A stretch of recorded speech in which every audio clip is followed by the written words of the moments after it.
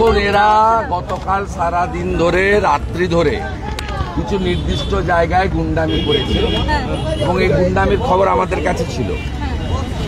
আমি ওভারঅল বলি যে কায়দায় তৃণমূল এর আগে ভোট করেছে, করতে পারছে না। এবারে ধরুন রায়নার হিজলনাতে করেছে, ওখানে একটা নির্দিষ্ট সম্প্রদায়ের ভোট 90% আছে, তাদেরকে ব্যবহার করছে। আমার বিশ্বাস সেই নির্দিষ্ট সম্প্রদায়ের লোকরাও ভিতরে ঢুকে চোরামুলকে কেউ ভোট দিচ্ছে না। ওরা মন্তেশ্বরে করেছে 3টে বুথে, দুর্গাপুরের একটা বুথে করেছে, বাড়ুইতে 10টা বুথে করার চেষ্টা করেছিল, পারেনি। আমরা এজেন্ট ঢুকিয়েছি, সারা রাত্রি আমি জেগেছিলাম। আমাদের নানুরে একটা বুথে করেছিল, পারেনি। বড়োয়াতে মাহে আলাম বলে একটা গুন্ডা, ও শাসিয়েছিল, এখন ভোটার ঠেলে বেরোচ্ছে। বেলডাঙ্গাতে 100 মিটারের মধ্যে পৌরসভার চেয়ারম্যান 2টো বুথে গুন্ডামি করছিল, সেন্ট্রাল ফোর্স গিয়ে পিটিয়েছে। আর একটা গুন্ডাকে সোজা করতে হবে, আমি এখান থেকে উঠে গাড়িতে উঠেই দেখছি ওটাকে, রাজীব শেখ, ওটা হচ্ছে চাপড়া। আমাদের অঞ্চল কনভেনারকে প্রকাশ্যে মেরেছে, আমার কাছে ভিডিও আছে। ওটাকে আমি আধ ঘন্টার মধ্যে টাইট করাচ্ছি। কেন্দ্রীয় নিরাপত্তা বাহিনী ভীষণ অ্যাক্টিভ। তারা প্রথমে 35টা করে কিউআরটি দিয়েছিল, এখন বাড়িয়ে 50টা করে দিয়েছে। এবং সব বুথে, সিঙ্গেল বুথে 1 অ্যাসিস্ট্যান্ট কমান্ড্যান্ট, 3 জন করে প্যারামিলিটারি আছে।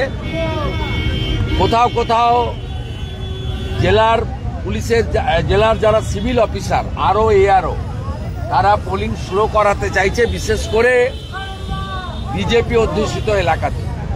আমরা পুরোটা নজর রেখেছি।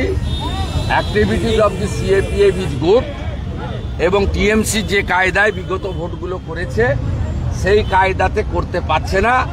বুথ প্রিমিসেস এবং ভোটিং কম্পার্টমেন্ট 100% প্রোটেক্টেড আছে।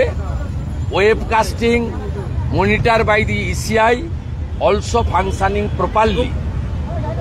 তৃণমূলের কপালে দুঃখ আছে, সকালবেলা বলে গেলাম, 11টা বাজেনি। তৃণমূলের কপালে দুঃখ আছে এবং তৃণমূল সেই দুঃখটাকে সহ্য করার জন্য মানসিক শক্তি এখন থেকে তৈরি করুন। আর বাকি যে গুন্ডাগুলো আছে পরের দফাগুলোতে বলবো, বিজেপি কর্মীদের সঙ্গে, নেতাদের সঙ্গে সম্পর্কটা মধুর করুন, নইলে 4 তারিখের পরে অনেক কিছু ঘটবে।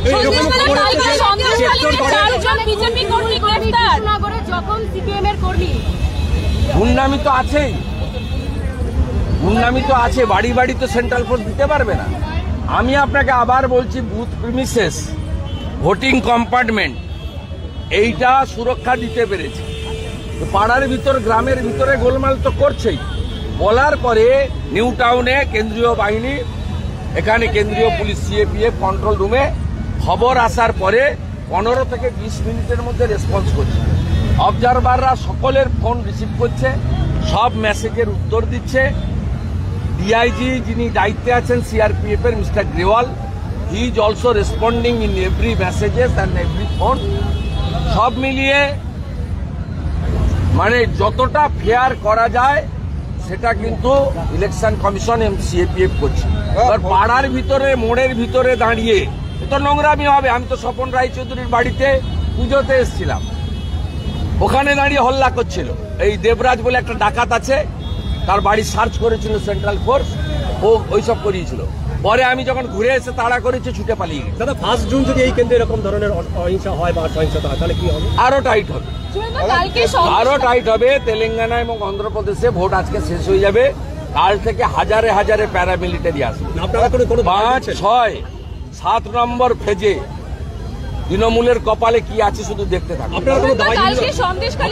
আমাদের কোনো দায় না, আমরা ইসিআই কে রেসপেক্ট করি, আর সেন্ট্রাল ফোর্স অ্যাক্টিভলি পারফর্ম করুক আমরা চাই, কোনো ফেভার চাই না আমরা, এবং তারা করছে, দে আর রেসপন্ডিং।